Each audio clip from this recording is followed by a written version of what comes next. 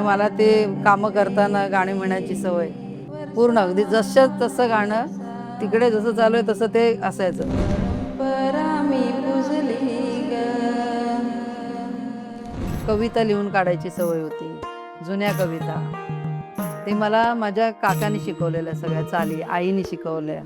आणि मला इतकी सवय होती ना की पेपरमध्ये काय आलं का ते कटिंग कापून ठेवायचं, किंवा त्याच्यात काय माहिती आली ती ठेवायची, किंवा त्याच्यात कविता काय आल्या तर ते लिहून ठेवायचं. कुठलाही पदार्थ बनवायचा आणि आधी सगळ्यांना द्यायचं, अगदी शेजारी म्हण, घरातले म्हण, आणि नंतर मी खायचं. हे पूर्वी होतं मला.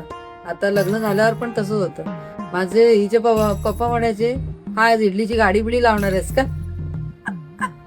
म्हणजे एवढं बनवल्यानंतर मला ते दुसऱ्यांना देण्यात जास्त आनंद होता. काय काय लिहून ठेवलंय. पण हे लिहून मी मग त्याच्यात सगळं माझ्या कविता म्हण, बाकीच्या काय माहिती म्हण, रेसिपी म्हण, असं किती काय काय लिहून ठेवलंय. खूप सुंदर गोष्ट एक तिच्यामध्ये की ती जेवण बनवताना, कोणताही पदार्थ बनवताना ना गाते, अशी गुणगुणते छान. मुली आणि आईमध्ये ना मैत्रिणीसारखं नातं असतं. आपण एकमेकींची गोष्टी ज्या शेअर करतो, जे सांगतो एकमेकींना, त्यांचा एक बॉन्ड वेगळा असतो. तिच्यात एक ना समजूतदारपणा आहे की ती ना गोष्टी प्रत्येक जनरेशन वाईज ती प्रत्येकाच्या गोष्टी, प्रत्येकाचं मन समजून घेते. असं पण तिचं काही नाही की मुलींनी असेच कपडे घातले पाहिजेत, असं पण काही नाही. कारण मी स्वतःच्या बाबतीत कधीच येत नव्हती, कधीच ना ड्रेस घातला ना काय. ती मला सगळ्या गोष्टींची लाज वाटायची, भीती वाटायची.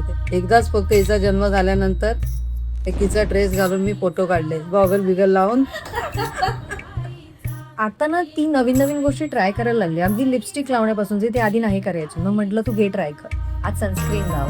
मग ती सनस्क्रीन ट्राय करते आणि त्यापासून तिला सनस्क्रीनची सवय लागली. म्हणजे अगोदर मला ही सवय नव्हती, सगळ्या गोष्टींची भीती वाटायची. कुठे जायचं असू दे, काय असू दे, हॉटेलमध्ये जरी कोणी मला घेऊन गेलं तरी मी बाहेर उभी राहायची. तुम्ही खाऊन या, मी नंतर काय घरी घेऊन चालेल. तेव्हा मला असं कळलं की आता माझ्याबरोबर कोणी नाही. तर मी सुरुवात जी केली ती आत्तापर्यंत तसंच लोकांनी राहावं. कारण मी जसं आवरून राहिली, ड्रेस नाही घालायचा, हे नाही घालायचं, ते नाही, तसं नाही राहावं. म्हणजे आपल्या मनासारखं जगता यावं, की जेवढं शक्य आहे तेवढं स्वतःला बदलण्याचा प्रयत्न करावा.